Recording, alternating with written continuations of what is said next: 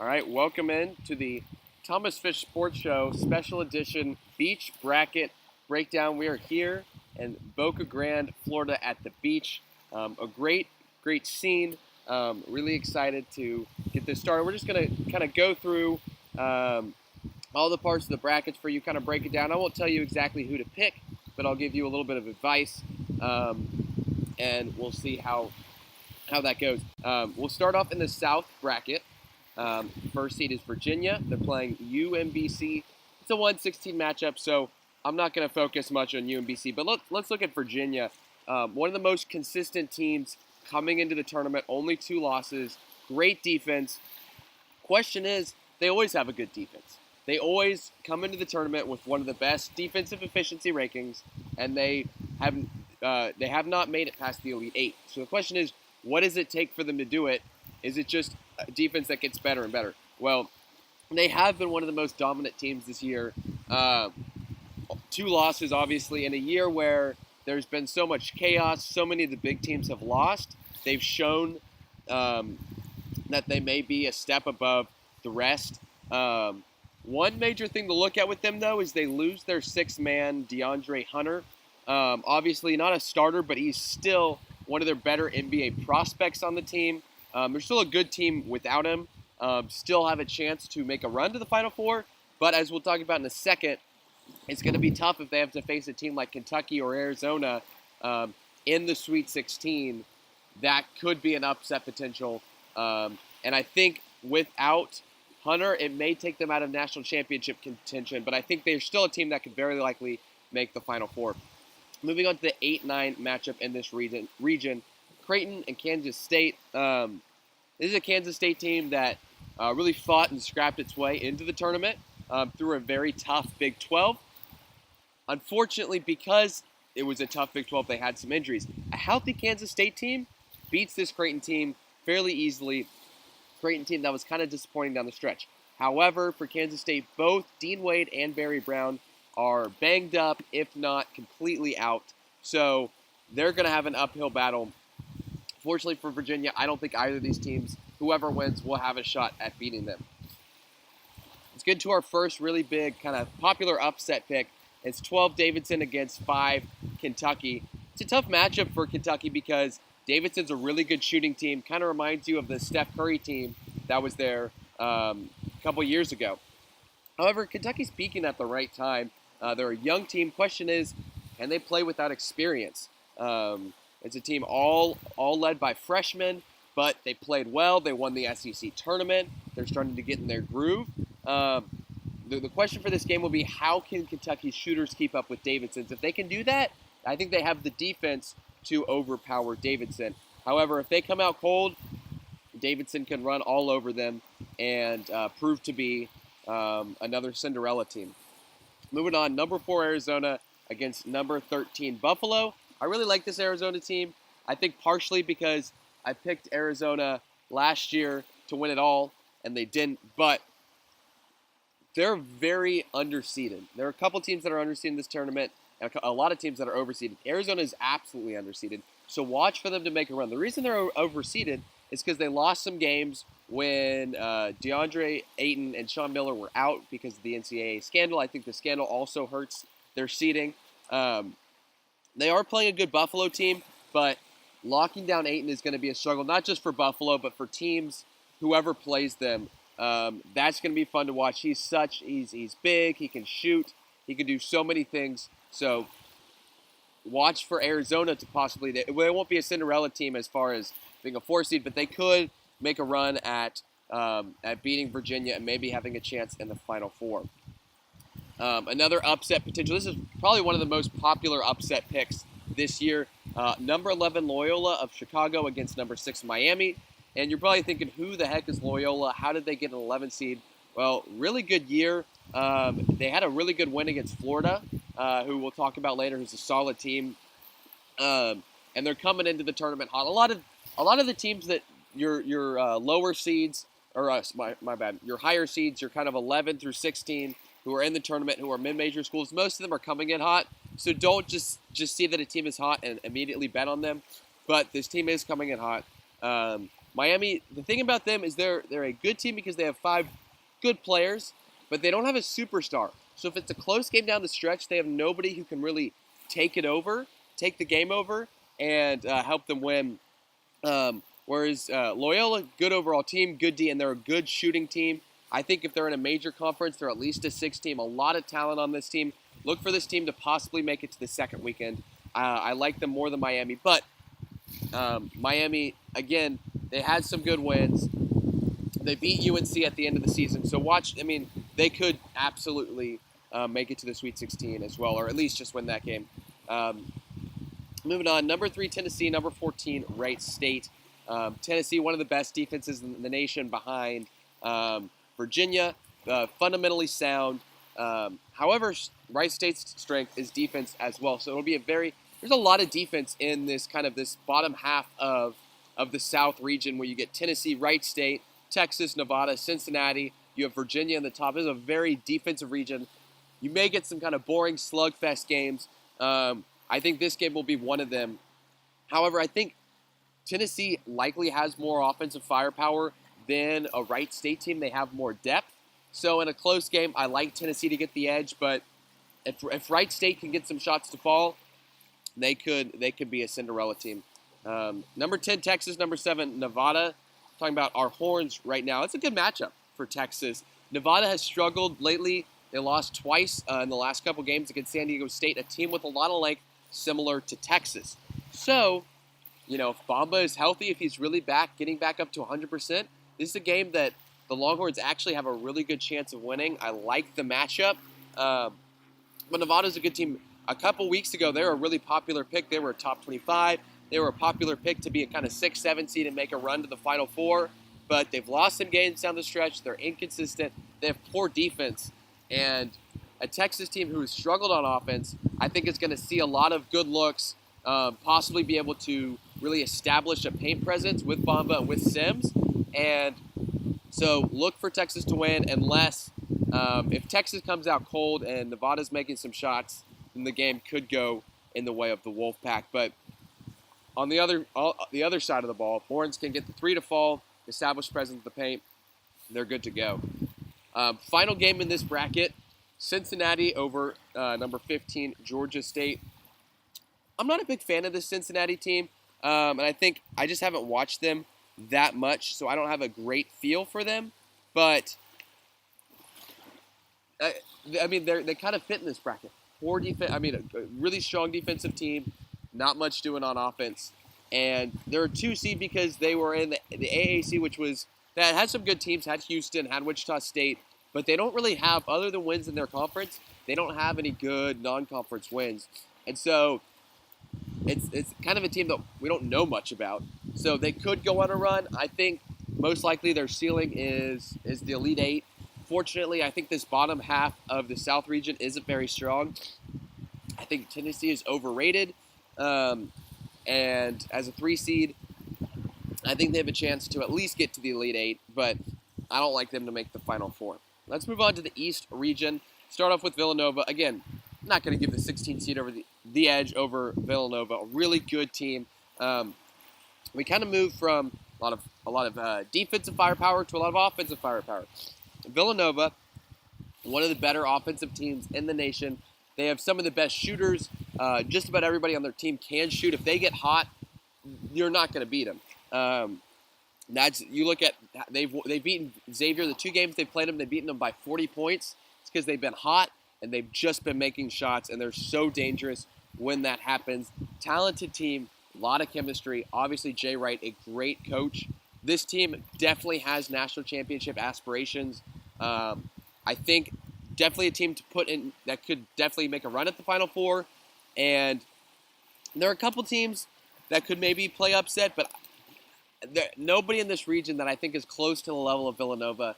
The only way a team could win and make an upset is if Villanova goes cold for a game or has some injuries.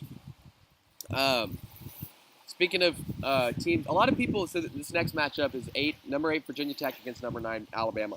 A lot of people like Alabama to be possibly an upset team because they have Colin Sexton, excellent guard, excellent freshman, but he is young, and it's an Alabama team like a lot of the SEC, that's just been inconsistent this whole season.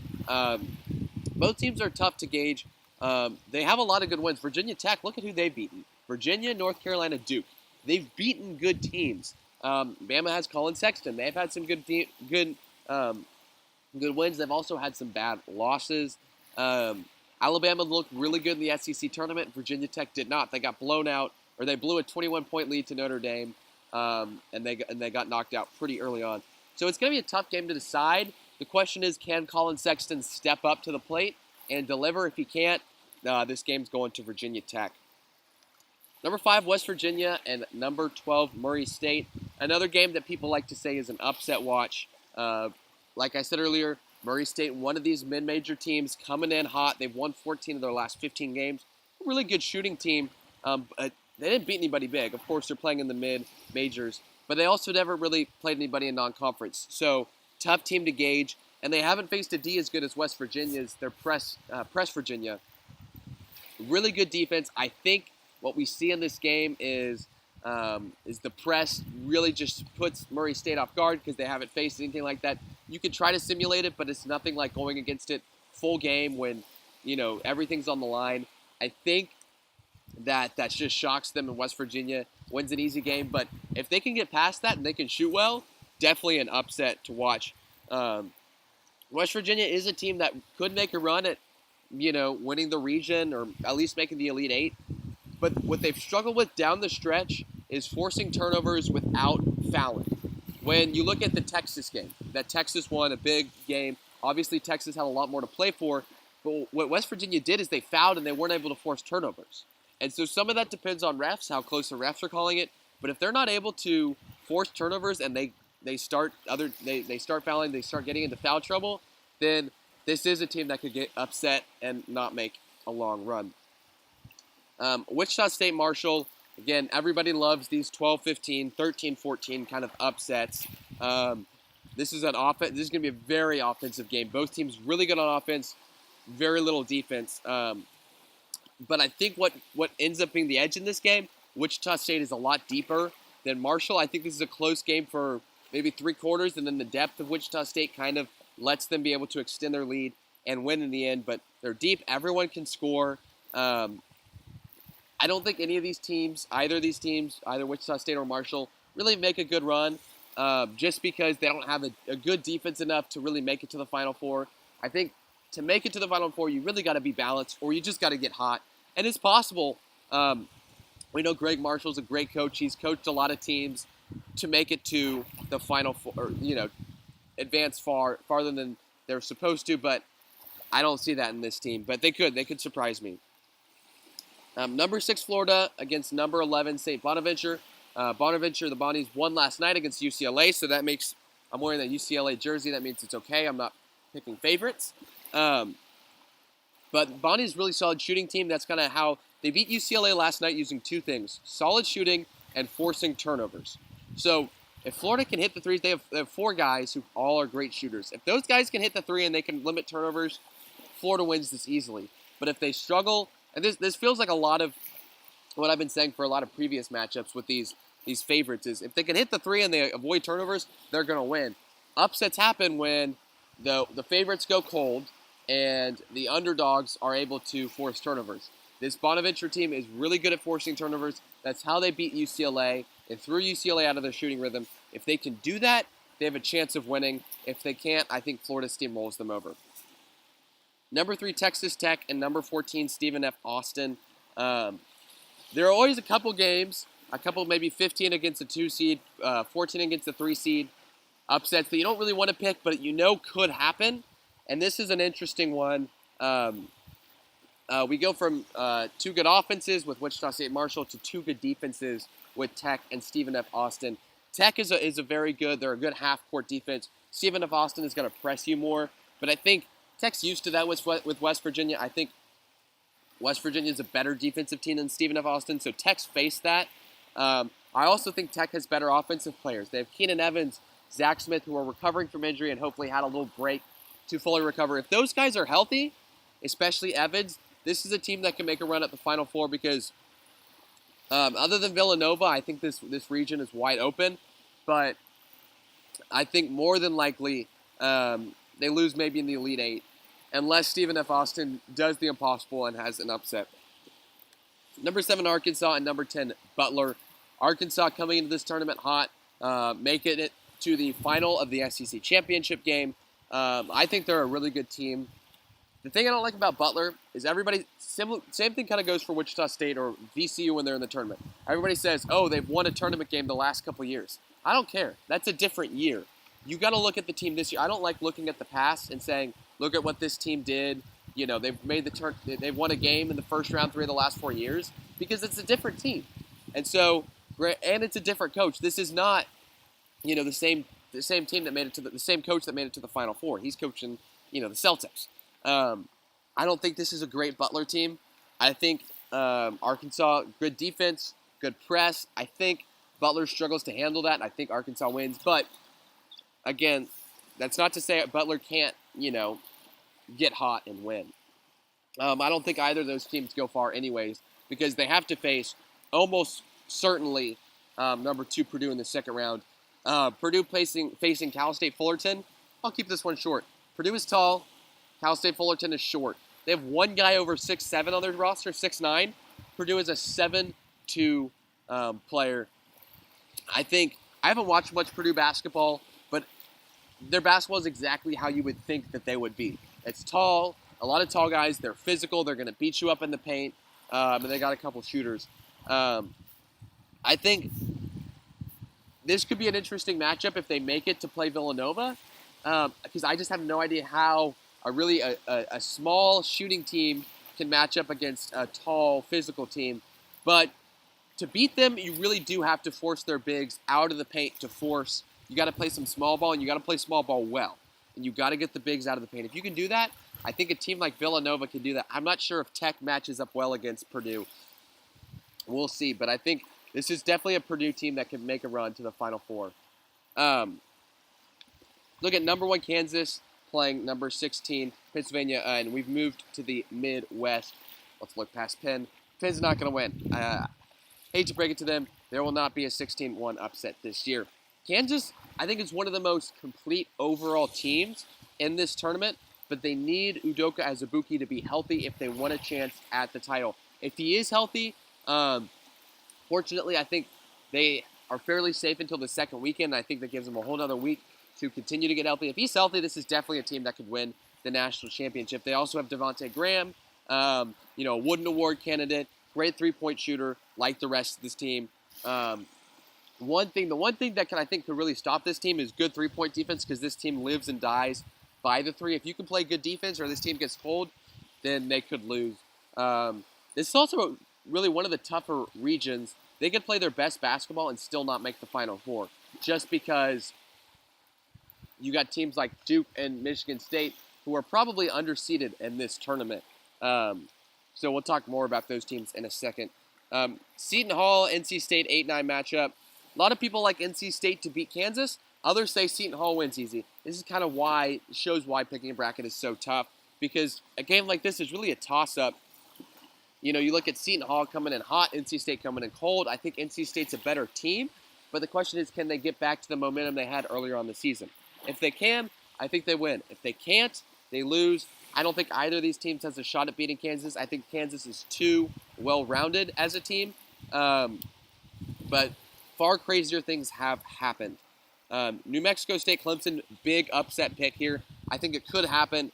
Clemson, we have this little couplet of teams who are football teams who are playing well all of a sudden. Obviously, Auburn, the other team. And, unfortunately for Clemson, they lose their star, Deontay Grantham, to an injury, and that proved big. They lost 4 of their last 6 games down the stretch. Still a good defensive team. Question is, can they score against a good... There's an iguana over there. Question is, can they score against a good defensive New Mexico State team who also has some good offensive weapons? So the New Mexico State team kind of it's similar to Loyola of Chicago, where if they're in a major conference, I think they have a good chance at being a 6th or better seed. So unfortunate draw, I would say, for Clemson. Number 14 Auburn against number 13 Charleston, College of Charleston. Another popular upset pick, ending our couplet of good football teams who always do good at basketball. And they're in similar boat to Clemson as they've lost. They lost their star, Anne-Marie McLemore, and they've struggled without their big man. They've struggled in the paint. They lost to Alabama in the SEC tournament because Alabama, especially with Colin Sexton, did a good job of really penetrating in the paint and getting to the basket. Charleston has a guard, Grant Miller, kind of similar to Colin Sexton, who, if they play right, if they've done their scouting, has a chance to really just penetrate in the paint and beat up Auburn, who is shorthanded there. They could give the Auburn D some trouble. It's key in this game is turnovers. Auburn forces a lot of turnovers. That's kind of been their calling card this year. But Charleston is good at not turning the ball over. Whoever wins the turnover battle, I think, wins this game. This next game, obviously we're filming this on Wednesday, so we don't know who's won between Arizona State or Syracuse. But they're playing TCU. I think this is kind of a game where that's a toss-up. Arizona State, they struggled down the stretch. TCU hasn't played well in a while. They've lost their star point guard, Jalen Fisher. Syracuse, a bubble team. I really don't know who to tell you to pick.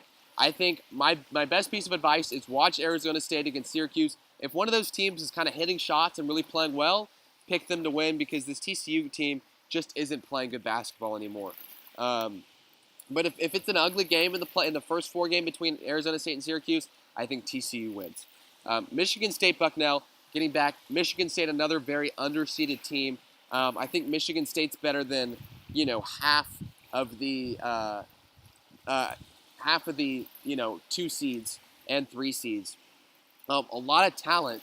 The question is, will their talent play up to their ability? That's kind of been the problem with this team is if they play up to their ability, nobody can stop them. They're such a matchup nightmare because they have bigs that can shoot. They have good guard play. They kind of have everything similar to Kansas. But they're less consistent than Kansas. So if they can play up to their talent, they're a threat to win it all. If they can't, they could lose early. Not necessarily in an upset, but at least before the Elite Eight. Rhode Island against Oklahoma, very tough game to call, all because of Trae Young. If he can't find a shot, or if he can find a shot, the team's almost unstoppable. If he can get back to how he was playing in December and in January, this team is really dangerous and could be a Cinderella. If that doesn't happen, and Rhode Island's able to force turnovers like they usually do, Rhode Island wins super easy. But it's all going to come down to Trae Young. Duke against Iona. I don't see this as an early upset for Duke. When you look at the 2 teams above them, OU and Rhode Island, I don't see either of those unless Trae Young gets hot. But Duke is such a good team. Trae Young could get hot, and I think Duke could still win. They're really peaking at the right time. Kind of surprised they weren't a 1 seed, but, I think they're one of the better 2 seeds in this tournament. Really good all around team. Marvin Bagley is a nightmare to stop. Grayson Allen is hot right now. The question is, will they stay hot through the tournament? If they can, like Michigan State, like Kansas, they have a chance to win. If they don't, then I still think they make it far because I think even when they're not playing their best basketball, they're still a good team.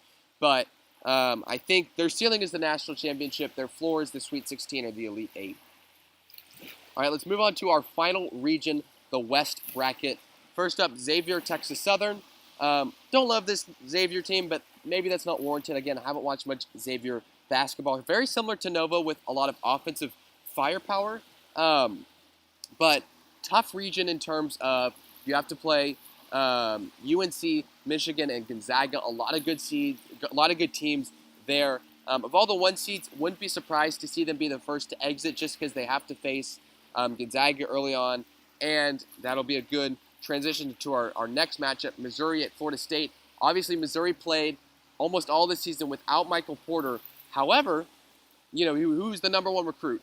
But he was back in the SEC championship game. Didn't look great, but if he can kind of find his shot and kind of start getting back to 100%, this is a team that really could play a spoiler to Xavier. However, if Porter struggles, if the rest of this team struggles against a really inconsistent Florida State team, maybe they lose in the first round and don't get any upset. But definitely watch Porter. If Porter's healthy and good to go, is the team that could definitely be a Cinderella. Ohio State, South Dakota State, another upset alert. Very favorable matchup for San Diego State because they play a similar ball to Penn State. Penn State beat Ohio State 3 times this season, so they have their numbers. So you really want to look at teams that are similar. What Ohio State struggled with was defending the three. San Diego State does that, or not San Diego State, I apologize. South Dakota State does that well. And not only that, they have Mike Daum, one of the best players in college basketball this year. He's a big man. He can shoot it. He can score in the paint. He'll be a great NBA prospect.